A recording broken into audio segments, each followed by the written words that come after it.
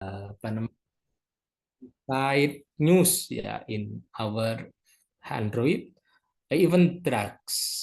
So these three miss ya miss decision of youngsters ya.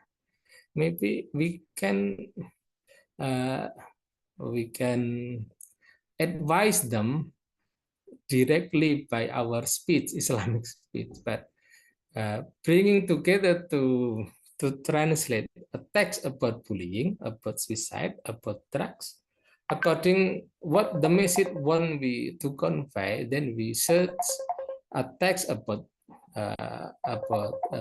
things, translating together and getting the meaning, uh, summary or message of the text together, so it's effective. Besides, yeah, not only speaking and speaking, yeah, sometimes by translate translation together, the student will have more activity, translate and getting the message together. The last conclusion, okay, conclusion, embracing translation as holistic learning tool. Ya, conclusion of my slide today, my meeting today. First, by activity of translation attack in front of student together. First is language proficiency.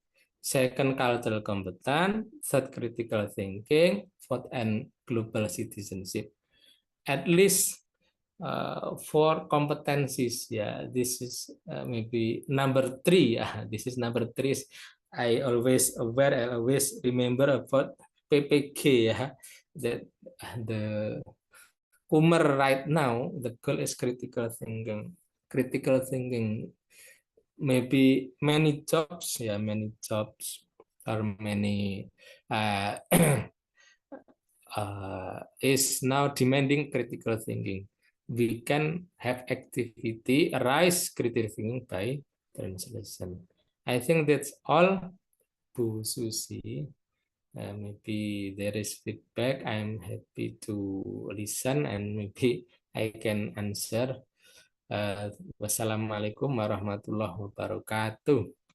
Waalaikumsalam warahmatullahi wabarakatuh. Yeah, thank you very much, Pak Mujazin, Pak Dr. Mujazin. My apologies because I was unable to what is it called you yeah to have your presentation because I was freezed, I guess.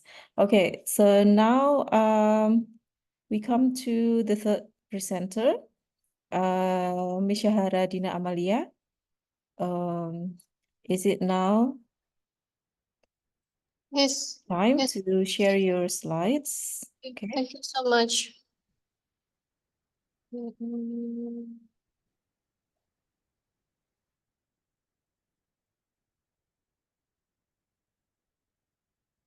Okay, is it already displayed?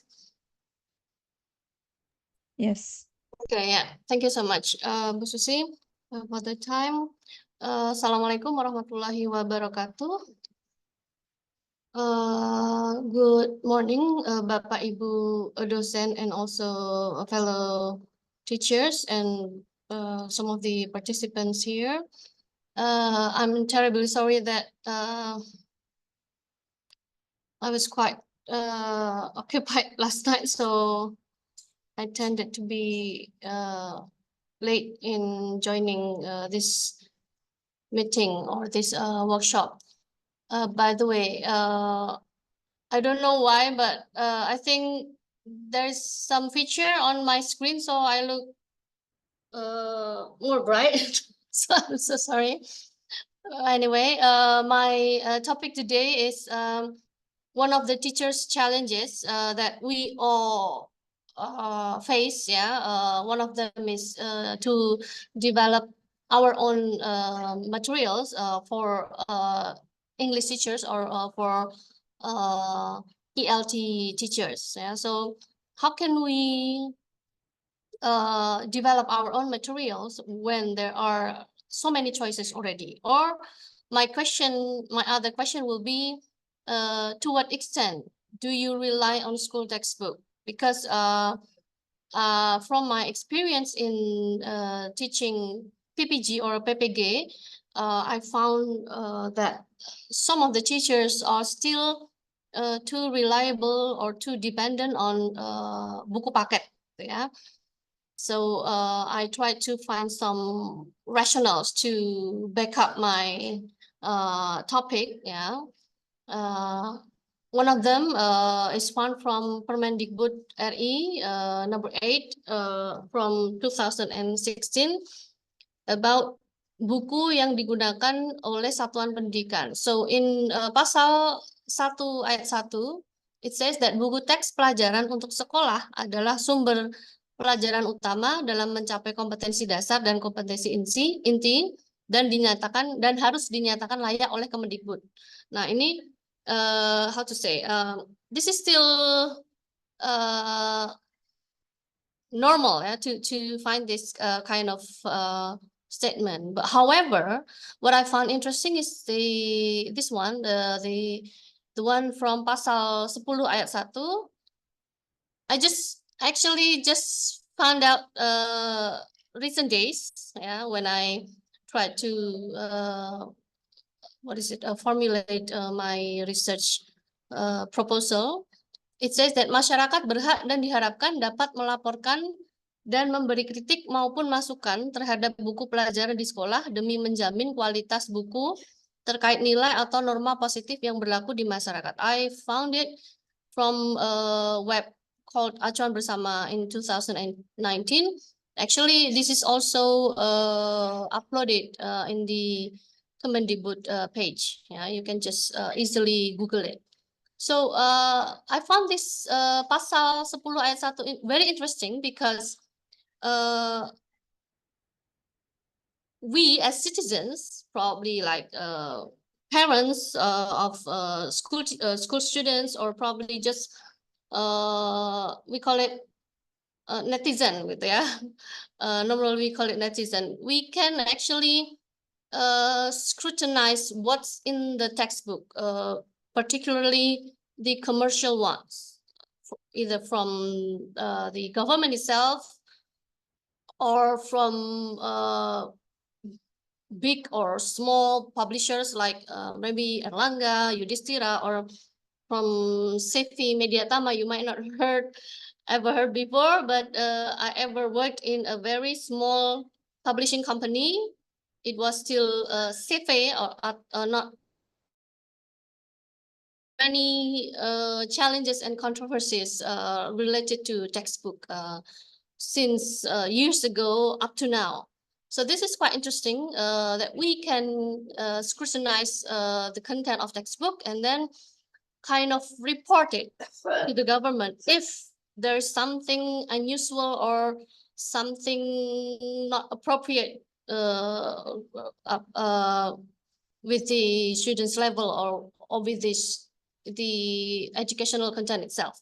So regarding materials in PBM, McGrath, he pointed out that for teachers or English teachers or language teachers like us, materials is not only the main source, yeah, in PBM or in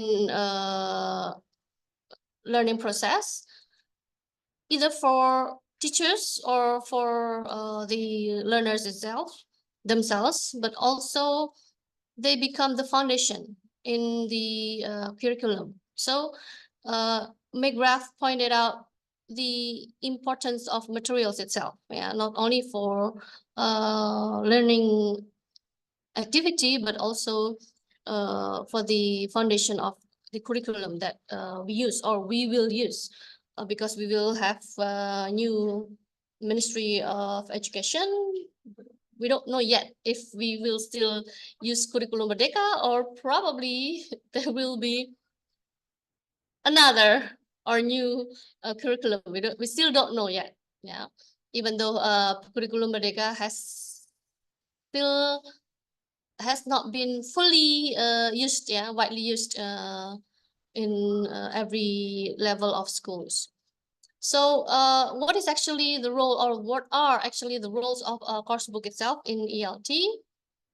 Let us, what is it? I have another material, so I am so sorry I haven't, what is it?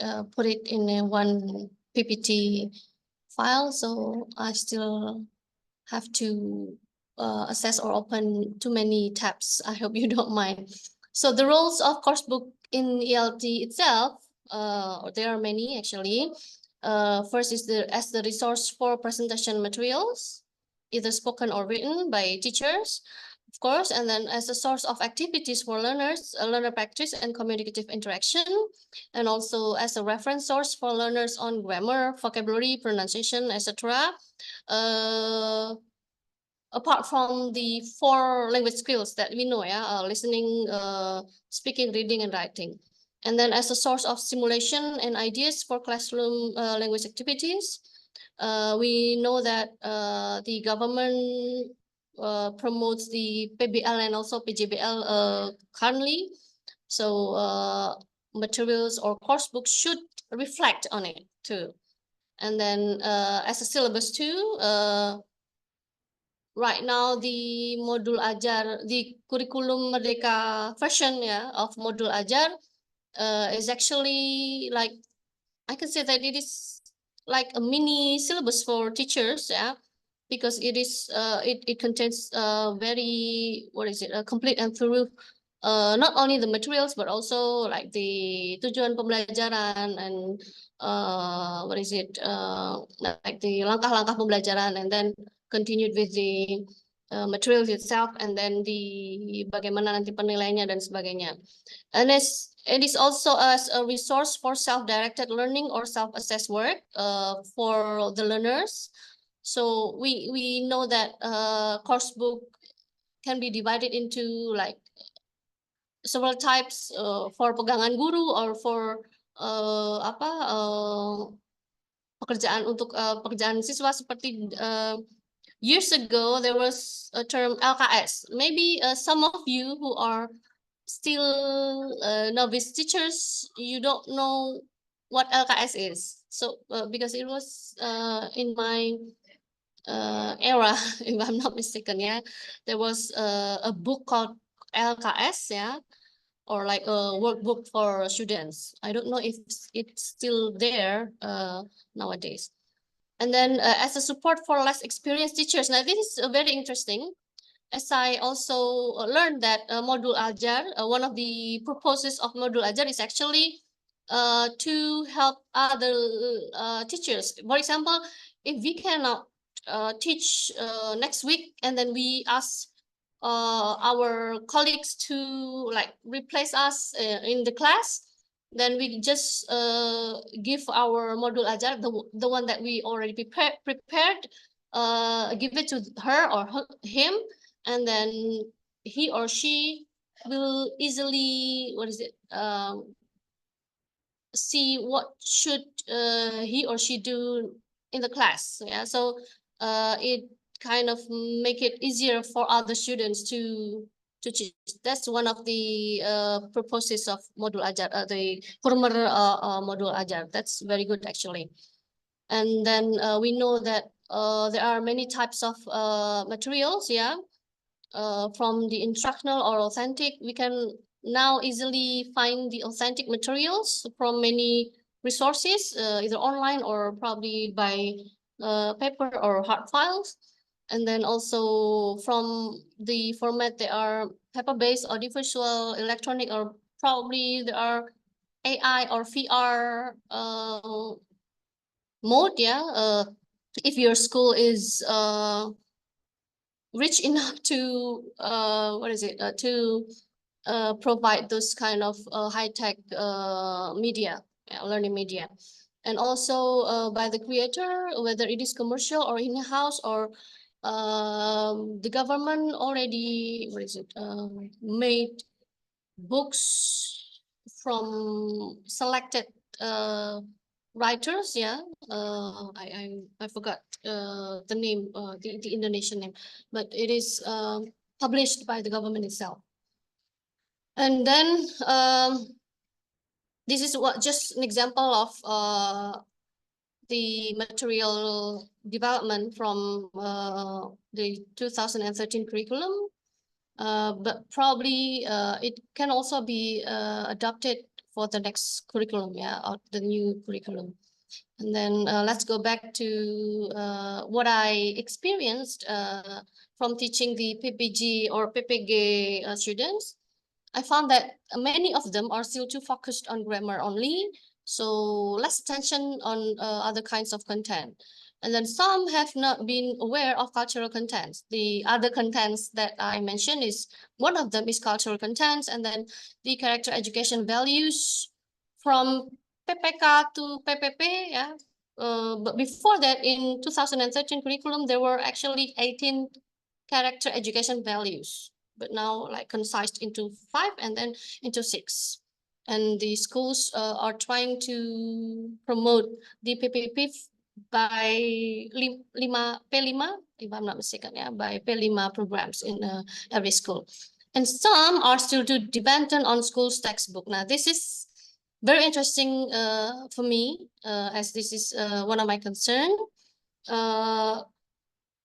Why? Because the one that I mentioned previously, there are still many controversies of school textbooks in Indonesia.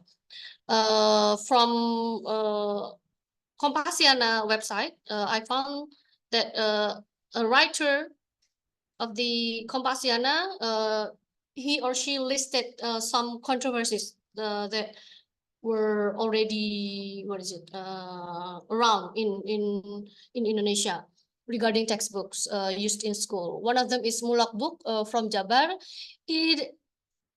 Sadly, it contained porn content. I'm not sure what it was, but it says that it contained porn content. So it is very unfortunate and very disappointing to find that school books contain this kind of content. And then also another book, Indonesian from Bahasa Indonesia for SD.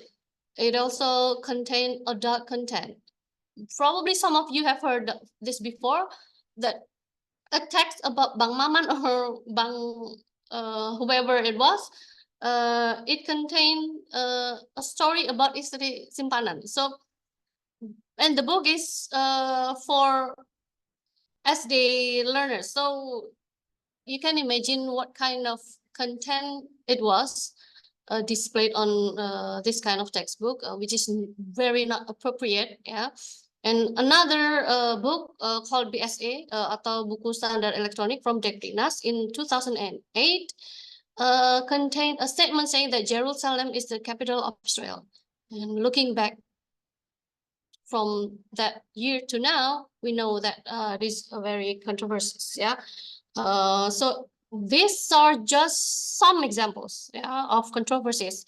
So if there are still many cases like this in textbooks in Indonesia, but for the on the other hand, school teachers are still dependent on school's textbooks. So what should we do then? One of the public figure from Federasi Serikat Guru Indonesia said that this kind of controversies, ini mengukuhkan bahwa bagaimana kontroversi ini terjadi karena kurangnya kontrol dan penilaian yang sangat lemah gitu dari Puskurbuk atau dari pusat kurikulum kurikulum dan perbukuan. Terima kasih Pak. Di mana Kemendikbud, di mana Kemendikbud masih harus mengawasi secara ketat tugas maupun fungsi Puskurbuk. So when I refer back to my previous job, as an editor, there was a case in Aceh.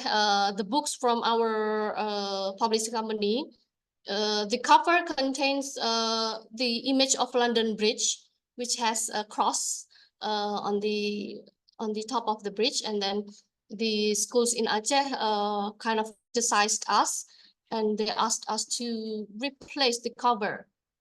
Jadi mereka keberatan dengan adanya gambar salib di cover buku karena usually the contents of books years ago were still heavily keberat-beratan, but nowadays it is already changed. It now already contain source culture seperti budaya kita sendiri, budaya Indonesia, kemudian also international target cultures from other countries like Thailand, countries from Asia, from Europe, from Australia, and from any part of country. So this is quite good news, yeah, for us. So as a teacher, what should we do then? If we want to be more independent, ya, bagaimana kita bisa memproduce or develop our own materials. There are many ways to develop our own materials, ya, supaya tidak terlalu too dependent on textbook atau buku praktek yang ada di sekolah. Because some of those books, in terms of syllabus, in terms of probably the activities, mungkin ada beberapa yang tidak cocok begitu dengan kelas yang kita ajar gitu ya. So we can either select materials seen from misalnya dari psychological validity-nya bagaimana, pedagogical validity-nya bagaimana, process and content validity-nya bagaimana, kemudian we can make a checklist, ya, when we select books, mungkin kita punya 2 atau 3 pilihan misalnya, dari kita cek dulu apakah aims approaches-nya sesuai, kemudian apakah design and organization-nya sesuai, misalnya language content-nya gitu, and then skills-nya apakah sudah thoroughly, misalnya ternyata kok tidak begitu ada listening-nya di situ misalnya, atau terlalu banyak reading-nya atau bagaimana begitu. We can select among those textbooks that we have or we can assess. From the topic methodology, teacher's book mungkin ini kaitannya dengan jenis-jenis buku yang lainnya, kemudian from practical considerations yang mungkin kita sendiri yang tahu to meet our learners needs, ya, seperti apa gitu misalnya. There are so many ways, ya. Ini hanya salah satu saja model of curriculum development dari Richards. Jadi ada beberapa hal yang harus berinteract satu sama lain, dari mulai needs analysis di kelas kita, kemudian situation analysisnya bagaimana, planning learning outcomes dan sebagainya, sampai ke evaluation harus through, ya, harus menyeluruh juga. Kemudian the way we grade the materials atau dari gradation-nya, apakah level of difficulty-nya sudah sesuai, apakah harus dari yang easy to more difficult dulu atau bagaimana. Kemudian we can actually design our own materials, ya, and then the evaluation process of materials, apakah the evaluators theory of learning and teaching itu nanti sesuai dengan materi yang akan kita pakai, kemudian learning theory-nya apakah sudah sesuai, misalnya yang diusung pemerintah, mereka ingin kita misalnya mempromote PBL dan PJBL, apakah sudah sesuai atau malah justru masih misalnya di era grammar translation misalnya. Itu we have to really evaluate. Kemudian kaitannya dengan evaluation yang akan kita pakai, apakah memakai pre-use evaluation, whilst use, atau post-use. Ini misalnya semacam pre-test, post-test, tapi kaitannya dengan materi yang akan dipakai. Misalnya di pilot project kan dulu, apakah ini sesuai, misalnya di awal semester, baru kemudian jika sesuai di awal, nanti akan bisa kita pakai. And then how to create our own or design our own materials. Ini sebagai contoh saja. This is what my students are asked to do, yaitu di mata kuliah English Materials Development. I asked them to kind of create or design their own materials, ya, semacam satu short chapter lah begitu, ya. This is just an example dari narrative text berupa fable. Kemudian I asked them to to make sure that there are different cultural contents. Ini contohnya adalah dari target culture, jadi dari let's say budaya barat gitu ya. Ini ada cerita Lion and Mouse, Ugly Duckling, and Dove, tapi kemudian nanti juga harus ada culture yang lainnya. Ini masih target culture, nanti harus ada jenis culture lainnya, misalnya. Nah, di sini students will be asked to create their own story. Nah, di sini contohnya adalah dari berbagai negara, misalnya dari Jepang ada, kemudian dari Greece juga ada. Jadi how to promote different cultures in one type of materials. Kemudian ada juga aspek lain, misalnya ada HOTS atau critical thinking. This is very important. Misalnya di persepsi atau pertanyaan pematik gitu ya Bapak Ibu. Jadi jangan hanya menanyakan pertanyaan yang jawabannya jelas, misalnya what atau when atau where misalnya. Tapi juga mulai menanyakan what do you think about these stories misalnya. Atau why bla bla bla atau how bla bla bla. Jadi supaya critical thinking anak-anak itu diasah dulu di awal gitu ya, sebelum materi dimulai gitu. This is just one of the examples. This is another example, narrative text containing legend. Nah, this is example of source culture. Jadi di sini alih-alih memakai target culture seperti yang contoh yang sebelumnya, ini adalah contoh-contoh cerita atau legenda dari Indonesia gitu ya. To promote our own culture atau source culture, it is very important karena ada teori yang menyebutkan bahwa when we use foreign language, we have to make sure that we can reflect our own identity.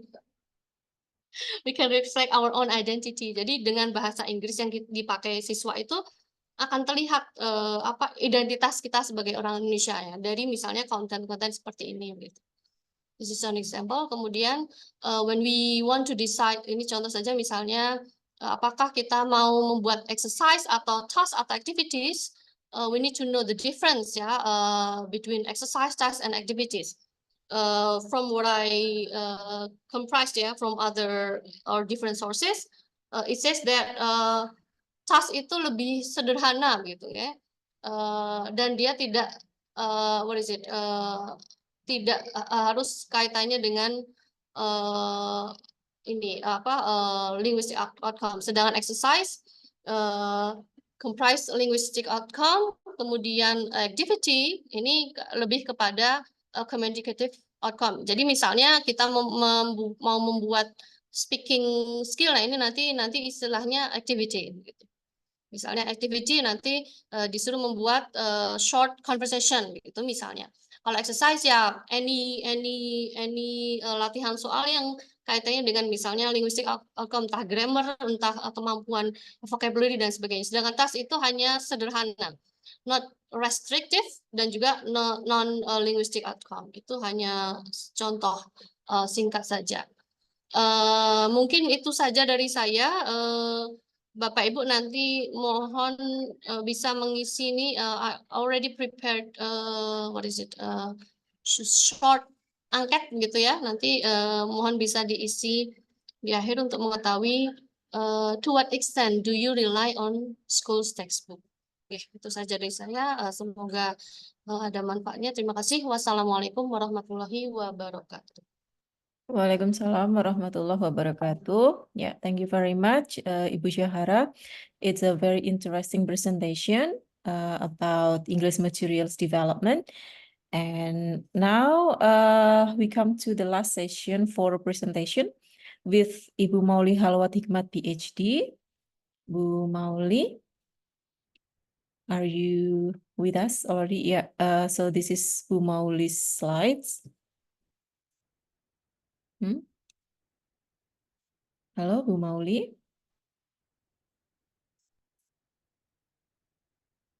Design thinking. I'm mute. Oh, Okay. you are muted. Okay. Ya, Assalamualaikum warahmatullahi wabarakatuh. Waalaikumsalam warahmatullahi wabarakatuh. Yeah, thank you, Ibu Susi. Good morning, all the participants. Thank you for the opportunity for me to share. Actually, this is not my ideas, of course. Yeah, I'd like to discuss design thinking. This is not a brand new information, I think, but hopefully this will be insightful for you as the teachers and for us as lecturers, as it is knowledge about how to solve the problems. Teachers usually encounter some problems in teaching, and we are supposed to be able to find the solution of each problem. Jadi kalau sebelumnya kita guru-guru ya diajarkan penelitian tindakan kelas, langkah-langkah memecahkan masalah melalui penelitian tindakan kelas, maka ada suatu rancangan which is more student centered, that is design thinking. So this is the topic that I'd like to discuss this morning. Baik, ini ya. Mungkin Bapak Ibu, you encounter some problems. Please think about the teaching and learning you implement every day. So have you ever experienced any problems or difficulties in teaching English?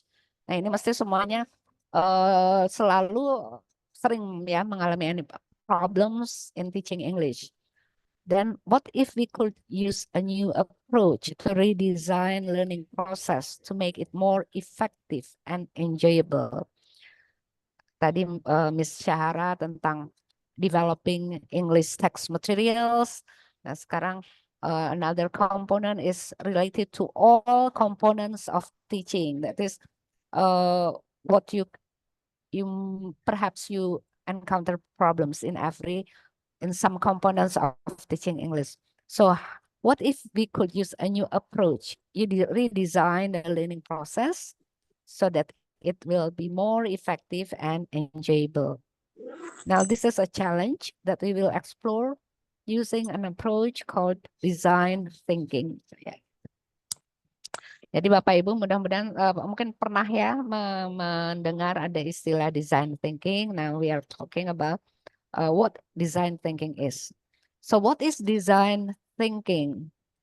Design thinking is a mindset and approach to learning, collaboration, and problem solving. Design thinking provides a structured framework to address challenges and foster creativity in the face of business and society. Design thinking starts with people. Jadi kita lebih berurusan dengan people di sini. What we call human-centered design. Karena Bapak Ibu guru selalu berhadapan dengan siswa sebagai subjek ya, bukan sebagai objek, sebagai subjek.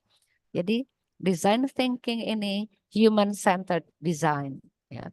Jadi kita merancang suatu permasalahan yang mengutamakan pengguna ya, pengguna dalam hal ini siswa, and applies creative design tools such as storytelling, prototyping, and experimentation to bring about groundbreaking new innovation. So what is design thinking?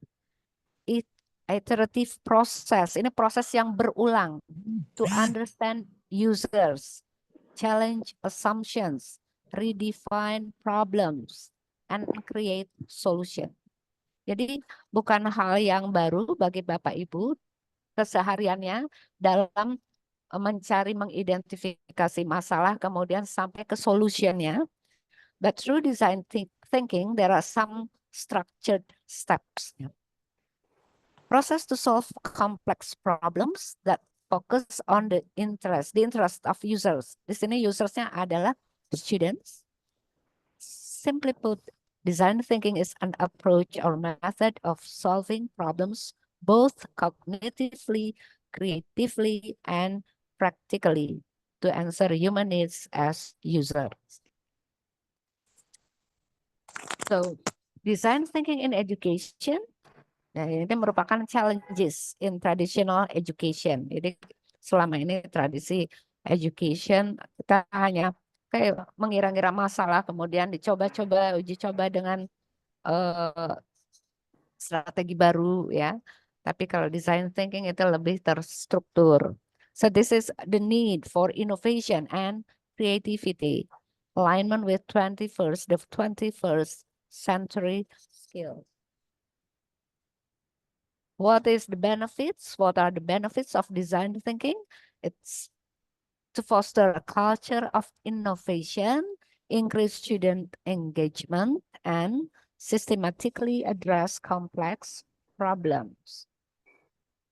Now, design thinking in education, this can become the project-based learning. This is a part of project-based learning model, which provides a creative and systematic approach of teaching problem-solving skills. Jadi ini juga bisa dimanfaatkan sebagai salah satu metode melalui problem-solving skill, project-based learning to solve the problem. And design thinking in education is also becoming one of teaching strategies. So the teachers can apply design thinking principles and tools to identify and define solvable problems that connect with their students, curriculum, and community. Now, what are the strengths of design thinking? Yeah, it makes thinking out of the box, a unique way of thinking. Jadi bisa saja nanti melalui langkah-langkah design thinking, nanti solusinya itu unik ya, out of the box gitu. Everyone can do it. Design thinking can accommodate various opinions from all team members karena melibatkan kolaborasi ya. Kemudian provide scientific data. Design thinking is not a process that involves design alone, but uses design and data, combining the two to solve problems rationally and analytically. Now, the principles of design thinking, human-centered design, empathy. Jadi ada unsur empatinya ya. Jadi kalau Bapak Ibu tanpa design thinking mungkin hanya mengidentifikasi langsung mencari solusi gitu ya. Tapi kalau design thinking itu artinya iterationnya, ada pengulangannya, ada prototypingnya, ada collaboration. The design process emphasizes empathy, iteration, and human-centered focus, encouraging educators to develop solutions that truly meet the needs of their students.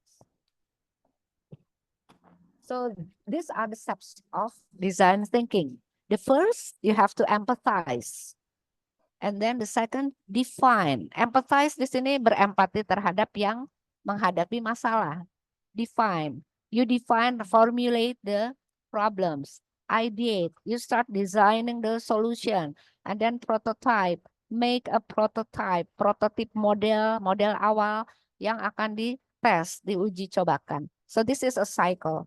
Actually, if you are familiar with the action research, this is more or less the same, but the difference lies on the empathy and iterate, berulang ya.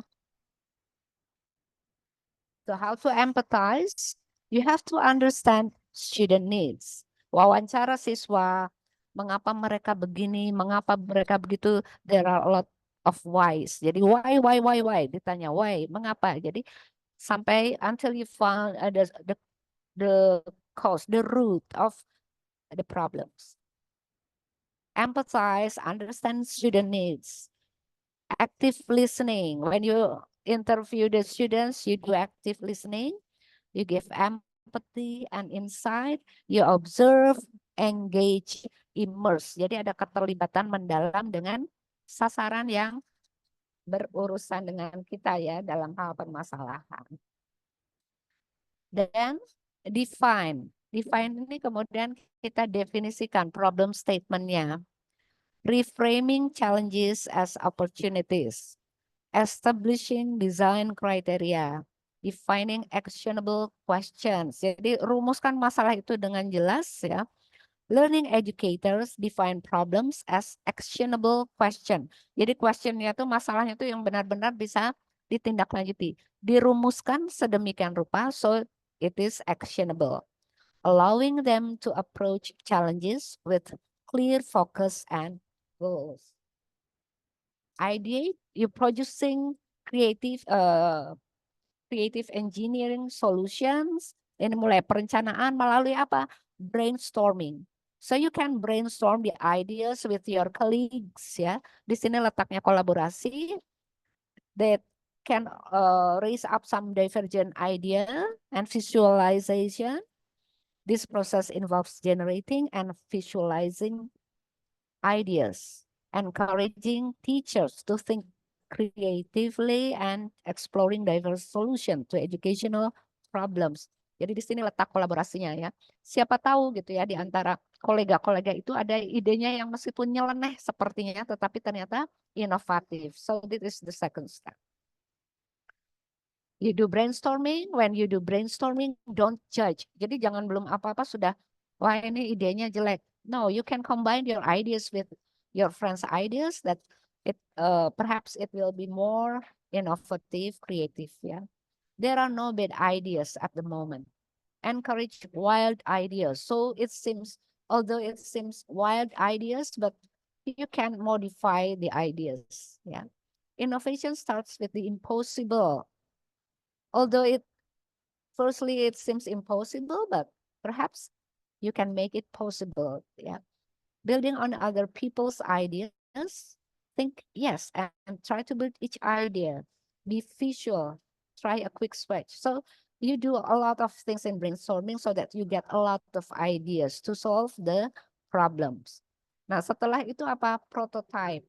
Buatlah model awal. Low fidelity prototypes.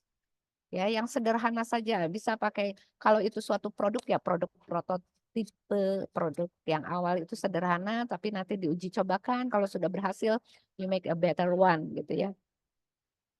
So this is one example of design thinking exercise. Ini tuh karena design thinking itu memerlukan visual, kemampuan visual ya. Jadi ketika Bapak Ibu mengamati suatu masalah, you can put it in pictures ya, kemudian ide juga digambarkan, mapping gitu seperti konsep mapping. Nah ini diperlukan dalam design thinking. So you can start the exercise by make it visual. Every problems you draw the picture to make it visual, and then you can interview lebih mendalam, siswa itu diwawancara. How do you feel about the lessons? Not only the technical thing, but also about their feeling. Kemudian ditanya, diperdalam, why, mungkin 5 kali ya, 5 times why. You ask question, why, until you get the root, the cause of the problems. And then define. You write down the answers to the question. What are the 3 units? What are the most important questions you get from the students? What are the most important problems you get from the students? What are the students' needs? And then you brainstorm with your colleagues. So just bring some ideas, get some ideas from your colleagues, yeah. And then you start make a model, prototype, and then test. What should be tested? So you determine what assumptions need to be tested. What are the activities of testing? Perhaps just you try out the prototype, yeah? And then what are the criteria of the success of the test, and what are the desired outcome? Yeah. So the impact of design thinking for us as educators, it can foster creativity. It involves problem-solving skills. It empowers educators to create meaningful solution in classroom. Why it is meaningful? Because it consists of some steps involving empathy. Karena kita berempati, jadi solusinya itu diharapkan sesuai dengan students' needs. Ya. So, okay, so how to implement design thinking in education? So we develop empathy and insights into understanding students' needs. Jadi for the sake of the students, ya. Jadi untuk demi siswa, educators learn to develop empathy and gain insight into the experiences and challenges faced by their students, fostering a deeper understanding of their needs.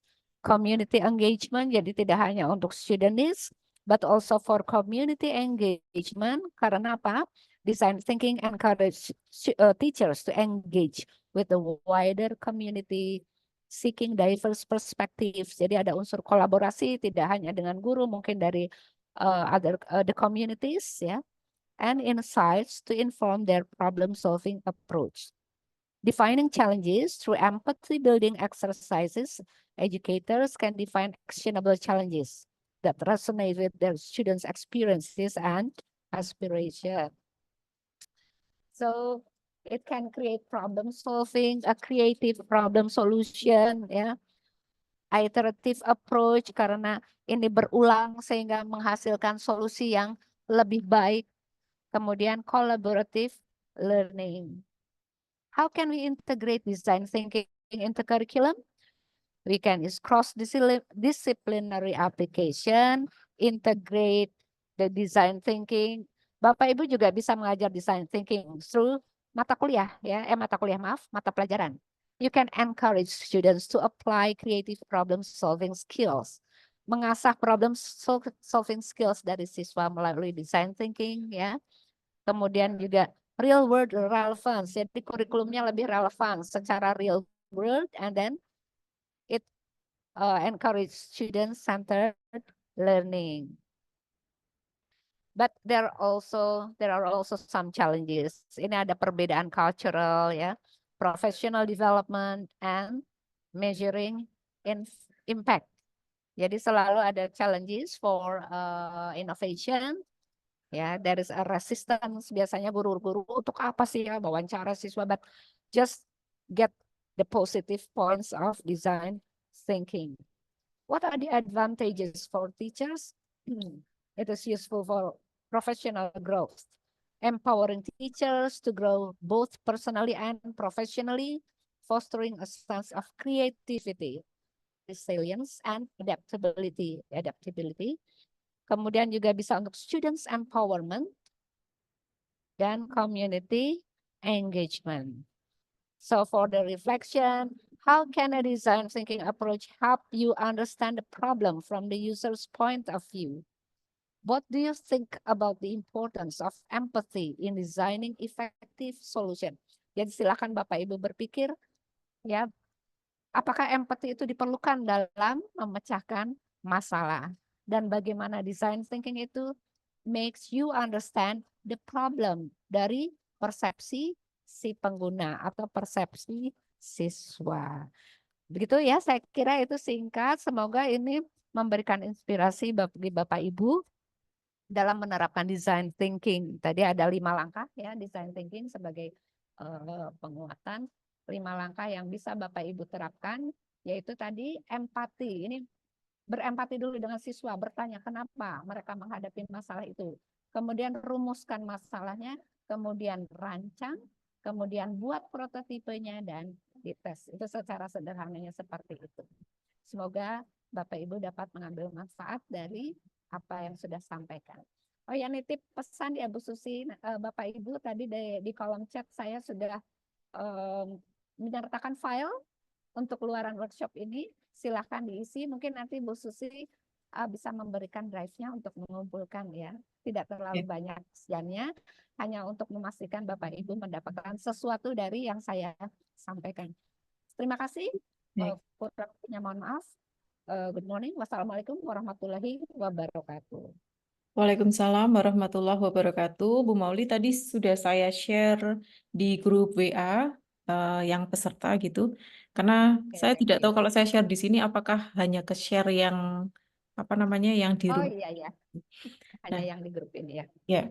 Okay, thank you. Yeah, thank you very much Bu Mauli for giving us the presentation about the design thinking. I think it's very important what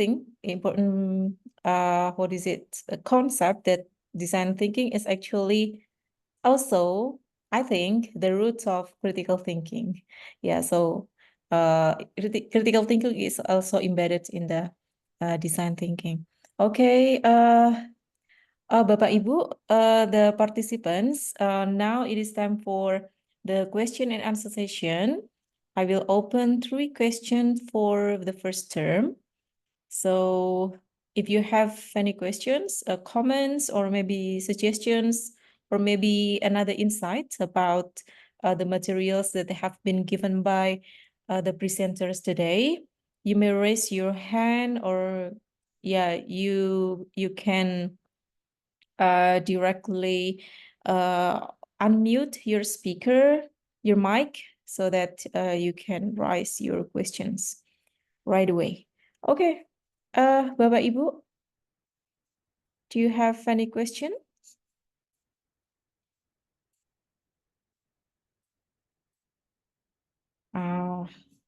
May I call some participants here, Mas Randi? No, Mr. Randi, do you have any questions?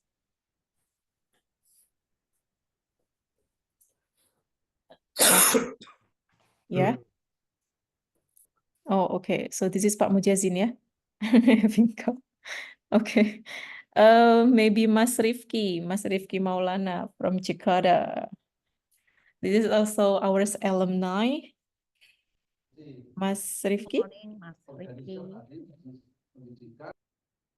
Oh, okay. Maybe Mbak Anissa? Mas Rifki? Is everyone here? Is everyone with us now? Because I don't hear any voices from the participants here. I find one in the chatting menu. Bu Susi. Oh, okay. Oh yeah, from Mas Randi, ya. Okay, thank you, Bu.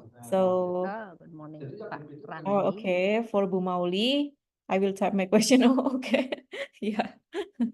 Yes, so kindly wait, Bu. Yeah, while waiting for Mas Randi, yeah, to type the questions.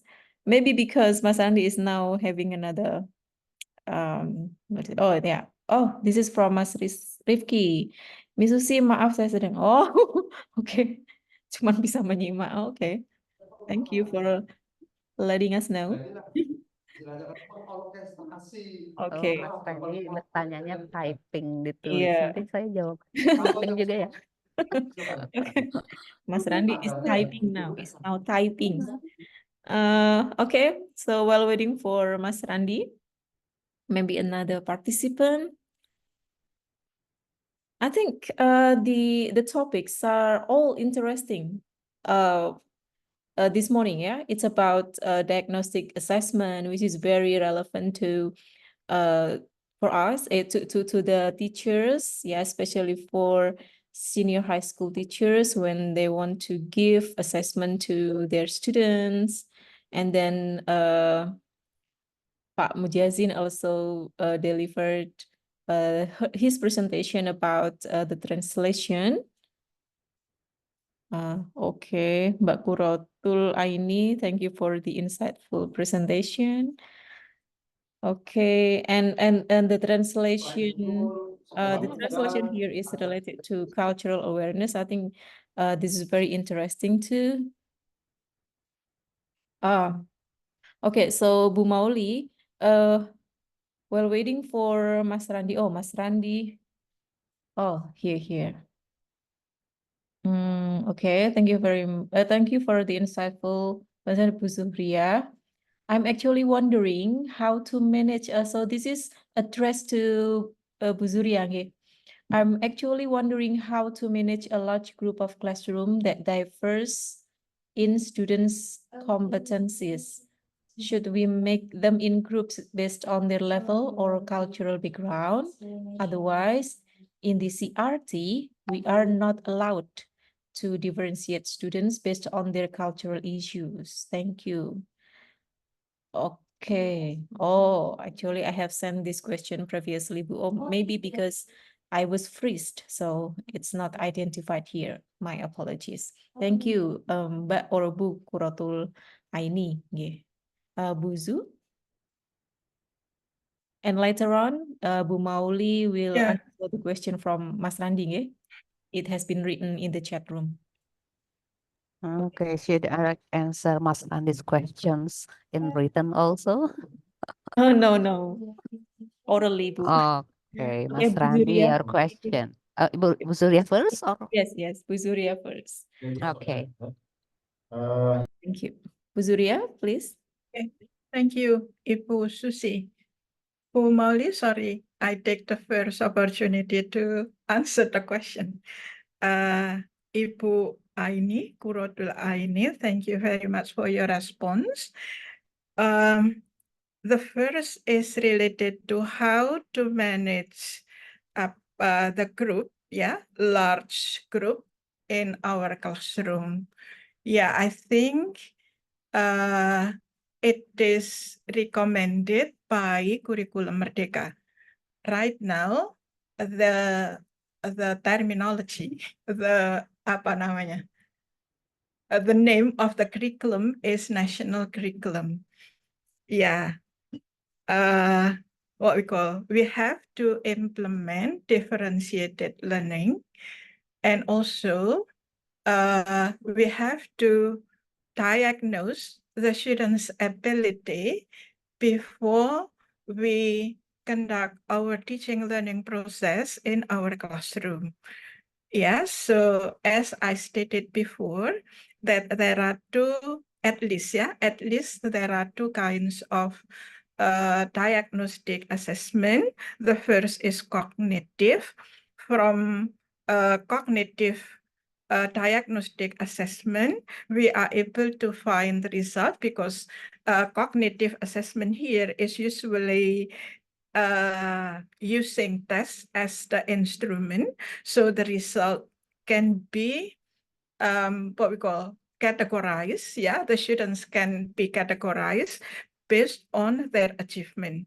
And as stated in what we call module of PPK, that the students can be categorized into sangat mahir, mahir, dan perlu bimbingan.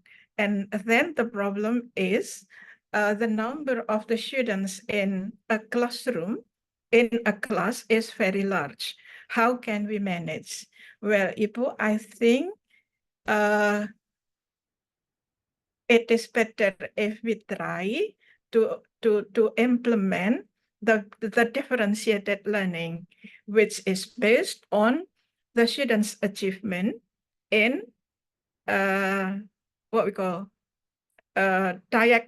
cognitive diagnostic assessment. Yeah, if the number of the students who are grouped in very or upper average, sangat mahir, upper average, the number is so large, I think you are able to separate them into subgroup. Jadi kalau jumlah sangat mahir itu terlalu banyak, ya nanti dibagi lagi menjadi subgroup, tetapi with the same exercises, with the same assignment. And then if the groups of perlu bimbingan here, the number of the students is too large, we are able to separate them into subgroup with the same exercises or assignment. And what we call, to avoid mentioning upper average, and lower average, to avoid mentioning lower average, upper average, sangat mahir, perlu bimbingan, we have to avoid to mention that. It is better if we write down the number of the student in different color of paper, and then we put the name of the student here on a tray, and the students should take their own name. And writing the name of the student should be based on the result of cognitive diagnostic assessment. So I think we have to try to implement differentiated learning because the students have different what we call initial abilities, and we have to facilitate them to or to achieve the same target. And related to the cultural background, yeah, should we make group based on the students' level of background? I think if culture here is not level, yeah, but it should be different level. Should we make group based on the student different cultural background? I think, yeah, I think the students here will be the member of the global citizen Ibu. And I think as a teacher, we have to place the student who feel that they are minority, yeah, we have to facilitate them with equal right and equal opportunities to learn. And then also we have to encourage the student to be able to a good member of global citizenship. The students can survive what we call living in global citizenship if the students can tolerate other what we call values, tradition of different cultures. So that is why as a teacher we have to facilitate them with different culture. We should also train them to possess the feeling of tolerance to other culture, I think. So based on that thought, I think we are able to what we call to take the students' different tradition to be presented in the classroom, because we are the teacher of English, and in our daily teaching abilities, the cultural tradition, cultural values is usually written down, is usually presented in narrative. So that is why I propose that in recount text, we are able to explore the students' ability to to explore their tradition and also the values of their culture and etc. By understanding the other tradition, the other culture, I think the students will be trained to each other. I think that is what we call my thought, Ibu Susi. So that is why in recount text, it is better if we relate to the students' cultural background, or if we have other opportunities, we are able to show the what we call international tradition or such like that, yeah. But I think it should be facilitated by the teacher. Okay, Ibu Susi or Ibu Aini, maybe want Kuratul to Aini. Yeah. to give Yes. other response. Yeah. Monggo Ibu Susi, Bu Mauli. Thank you very much, Ibu Zuhria. So there is a reply from Ibu Kuratul Aini. Thank you so much, Bu Zuhria, for your response. Okay, Bu Mauli, it is now your time to answer the question from Mas Randi. Thank you, Mas Randi, for the question. Mas Randi asked me how to cope with the problems of the cultural shift, related to design thinking practice. But I want to know what you mean. Is that the cultural shift between teachers or the students? Among teachers or students, if the cultural shift happen among teachers or educators, that it will be more difficult than the cultural shift among students to practice design thinking. But from the questions, I can get, I think you asked me about the cultural shift among the students in grade 10. If it is among the students, then as teachers, you can insert the design thinking materials into a project-based learning, for example, or you can train the students, yeah, just show them videos, just train them to observe events in the video. For example, you can show them a mass room, for example, a mass room. Then they should observe with their feelings. They, yeah, just ask them not to see what they see in the pictures, but try to go deeper. For example, how can a room messy like that? Perhaps so. So they have to think a lot of things about why that happens.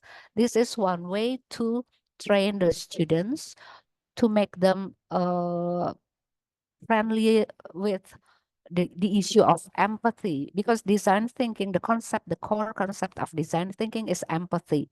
First, just empathize with the problems, and also for the teachers, for educators, if there are cultural shift, because usually teachers feel that they don't need to think about the students' feeling, but through design thinking, they have to be to care about the students' feeling. Then just train the teachers, just make them involved in steps of design thinking, then they see the difference. Yeah, this is one way to cope with the cultural shift. And for the students, just train them to be more empathize, give some empathy to the problems they see by what I told you. Let them observe some events or one picture and think about the pictures, why this happens. They have to dive more more deeply, go more deeply into a problem, about the feelings. Yeah. So actually, the cultural shift for the educators mostly lie on the tradition that usually teachers just solve the problems, not hear the students, not listen to the students' voice. But I think through the training, sooner or later, they will become more care about what the students feeling, because we deal with the students, and usually every education, every teaching strategy should be for the students' interest. That is, I think, one of the possible ways to cope with the cultural shift in applying or implementing design thinking. Hopefully it answers your questions, Mas Randi. Okay. Yeah, Mas. Thank you, Bu Mauli. Okay. Okay. Yeah. Yeah.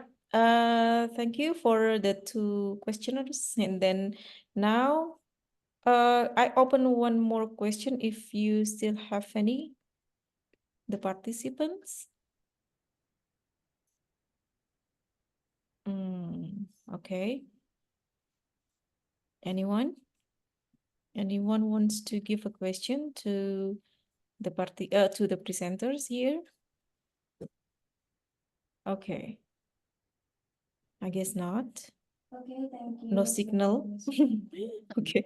So, I guess if there is no any questions, there is no more questions, then To all the I will close the meeting today. So, but before I close this room here, would anyone open your camera so that we can fetch picture together? Please feel free to ask the questions to our Okay. speakers. Yeah. And who is to ask the question, please raise your hand. Okay. So, yes, Ibu Sukarni, thank you. Ibu Quratul Aini, ya. Ibu Halimatus, okay. Yeah. Oh, Ibu Halimatus Solihah is our alumni. Are you the alumni of the DEE? Yes. I guess your face is familiar to me. Oh. Yes. Oke. Oke, ya udah segini aja nggak apa-apa. Ini Mas Randi. Wis kayak model. Mas Mbak Anissa? Randi. Mbak Anissa Rahmawati. Mbak Anissa lagi ngadmin ya, mungkin sambil ngadmin. Oke. Okay, let's take picture together on 3. So 1, 2, 3, go. Okay, one more. Do you have freestyle? Everyone has freestyle. Ibu Kurotul, saya kira ini miring ya kameranya ya nggak sih? Oke, yaudah. Oke, one more fetch. 1, 2, 3. Okay. Yes, I will be sharing the pictures to you. And then please everyone, leave room, but do not leave the meeting. I mean, you will go to the main room, and then in the main room, I will share the link for your attendance through the chat room. Yeah, so when you once fulfill the Google form for the attendance, you will be sent a certificate later, yeah, by the committee. Okay, thank you very much once again, Ibu Zuria, Ibu Mauli, Ibu Syahara, and Pak Mujazin. Oh, Pak Mujazin is now leaving. Okay, thank you very much for your presentations today. Those are very insightful for us, including to me. Yeah, so thank you very much and see you next time. Now, let's go to the main room together. Thank you. Thank you, Bu Susi. Thank Ya, you, Bapak Ibu yang thank sudah you, Bapak mengisi Ibu. Google Form.